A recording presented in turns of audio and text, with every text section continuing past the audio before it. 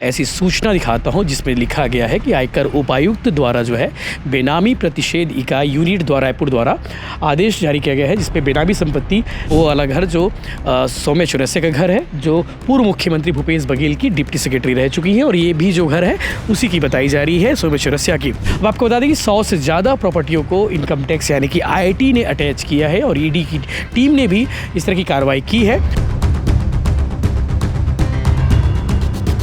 का आरोप है कि इस पूरी ये जो स्कैम है ये लगभग 500 करोड़ से ज़्यादा का स्कैम है, जिस मामले को लेकर लगातार कार्रवाई चल रही है। पहले IIT की टीम इन्वॉल्व होती है, जिन्हें बेनामी संपत्ति को लेकर जांच की जाती है। उसके बाद किसी समय में छत्तीसगढ़ की सबसे प्रभावशाली और ताकतवर महिला अधिकारियों में शुमार सौम्या चौरसिया का ये घर है, जिसे अब अटैच कर दिया गया है IIT के द्वारा, यानी कि इनकम टैक्स के द्वारा। जिस घर को आप देख पा रहे थे सूर्या विहार का वो घर है। इसके अलावा एक और आपको ऐसी सूचना दिखाता हूँ जिसमें लिखा गया है कि आयकर उपायुक्त द्वारा जो है बेनामी प्रतिषेध इकाई यूनिट द्वारा रायपुर द्वारा आदेश जारी किया गया है, जिसपे बेनामी संपत्ति लेन देन निषेध अधिनियम 1988 की धारा 24(4) के तहत अनंतरिम रूप से संलग्न किया गया, यानी कि अटैच किया गया है।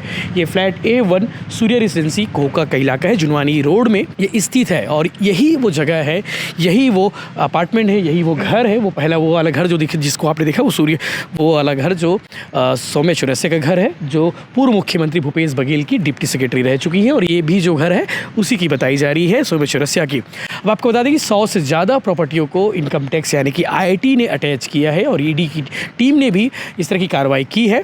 अब आपको बताता हूँ कि सौम्या चौरसिया की प्रॉपर्टी कौन कौन सी है, कितनी प्रॉपर्टी है जिसे अटैच किया गया है, और इसे अटैच प्रॉपर्टी के बाद जो है आप इसे कैसे समझ सकते हैं।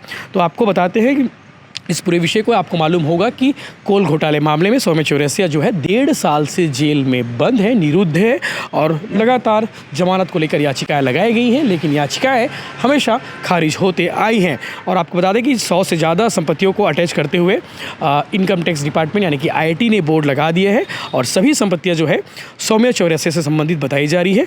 और अटैच की गई संपत्तियों में सौम्या चौरसिया का भिलाई स्थित इस मकान को भी आपने देखा, वो जो बंगला है वो भी है। और सौम्या चौरसिया के बारे में आपको मालूम होगा कि काफ़ी प्रभावशील महिला रही है, काफ़ी प्रभावशील अफसर रही है, और राज्य की EOW ACB शाखा ने भी कोयला घोटाला मामले में FIR दर्ज कर कार्रवाई कर रही है। EOW ने सौम्या चौरसिया के विरुद्ध आय से अधिक संपत्ति का मामला भी दर्ज किया है। ED मामले में सौम्या चौरसिया की जमानत सुप्रीम कोर्ट में 1 लाख से जुर्माने के साथ खारिज हो चुकी है। हालांकि अदालत में उनकी जमानत के प्रयास अभी भी तेज हैं। आपको ये भी बता दें कि संपत्ति अटैच का अर्थ क्या होता है। तो बता दें कि संपत्ति अटैच का अर्थ है वह संपत्ति अब ना खरीदी जा सकती है और ना ही बेची जा सकती है। आयकर विभाग के द्वारा लगाए गए इस बोर्ड के अनुसार ये संपत्ति बेनामी है, यानी कि ये जो संपत्ति है वो बेनामी है। अटैचमेंट की कार्रवाई के दौरान जिला प्रशासन के राजस्व विभाग को भी इसकी सूचना आयकर विभाग के द्वारा दी जाती है, ताकि इसका कोई लेन देन ना किया जा सके। जमीन के रिकॉर्ड में आयकर विभाग द्वारा अटैच किए जाने मामला जो है वो दर्ज होता है, खरीदी विक्रेता की ना हो। इसके अलावा आपको बताते हैं कि 16 महीने से जो है सौम्या चौरसिया जेल में बंद है, और लगातार जो है जमानत के लिए प्रयास कर रही हैं। ED ने 2 दिसंबर 2022 को सौम्या चौरसिया को गिरफ्तार किया था, और उससे पहले जो है इनकम टैक्स की रेड इस जगह पर हुई थी, और इनकम टैक्स की रेड के बाद जो है ED को गेटवे मिला था, यानी कि ED को रास्ता मिला था इस पूरी कार्रवाई को अंजाम देने के लिए। और दैनिक भास्कर.com ने लिखा है कि 29 अचल संपत्ति है जिसको जो है अटैच किया गया है, और 9 करोड़ 20 लाख रुपए की संपत्ति सौम्या चौरसिया की, जिसकी पुष्टि EOW ने की है, ऐसा भास्कर ने भी लिखा है। आपको मालूम होगा कि 500 करोड़ की अवैध उगाही को लेकर ये पूरा एपिसोड चल रहा है कोयला घोटाले का, जिसमें पूर्व सरकार यानी कि कांग्रेस सरकार के बड़े बड़े लोगों का भी नाम सामने आया था। और इस मामले में सूर्यकांत तिवारी, जो कोल वाशरी संचालक सुनील अग्रवाल, IAS समीर बिश्नोई, IAS रानू साहू, सौम्या चौरसिया समेत को अन्य लोगों को जो है अलग अलग तारीखों पर गिरफ्तार किया गया था।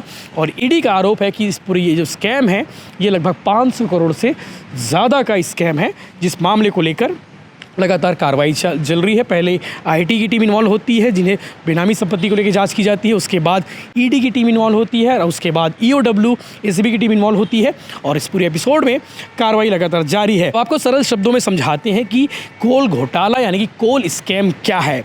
और ED ने अपनी जाँच के बाद जो है 540 करोड़ के कोल स्कैम का खुलासा किया था, और IAS रानू साहू, समीर बिश्नोई, सौम्या चौरसिया को गिरफ्तार किया गया था। JD माइनिंग, SS नाग और कारोबारी जो है सूर्यकांत तिवारी की भी गिरफ्तारी हुई थी।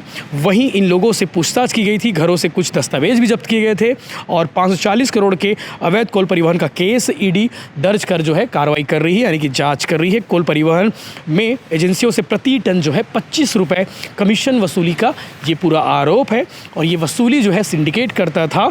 सिंडिकेट के लोगों के नाम पर ही एफआईआर दर्ज हुई है। यह इसके अलावा ये भी आपको बता दें कि अब तक ईडी ने कोल स्कैम केस में 222 करोड़ की जो है पूरी प्रॉपर्टी अटैच की है और ईडी की रिपोर्ट पर जो है केस दर्ज करने के बाद एसीबी और ईओडब्ल्यू भी इस पूरे मामले की जांच कर रही है। इस पर लगातार अपडेट्स आपको देते रहेंगे, लेकिन बड़ी खबर ये थी कि 100 से ज़्यादा संपत्तियों को सौम्य चरस की अटैच की गई है, वो आईटी के द्वारा। इससे पहले ईडी की टीम ने भी संपत्ति अटैच की, लगभग 200 करोड़ से ज़्यादा की संपत्ति अटैच हो चुकी है। और भिलाई का ये सबसे पॉश इलाका है सूर्या विहार, जहाँ से कांग्रेस सरकार में यानी कि जांच शुरू हुई थी कोल घोटाले की। जो पहला एपिसोड था वो इसी को सूर्या विहार से शुरू हुई थी, सौम्य चौरसिया के घर से। और उसके बाद 16 महीने पहले सौम्य चौरसिया को गिरफ्तार किया गया था। उसके बाद से लगातार इस पर जांच जारी है। लगातार अपडेट्स आपको मिलते रहेंगे, चैनल के साथ अब बने रहिए।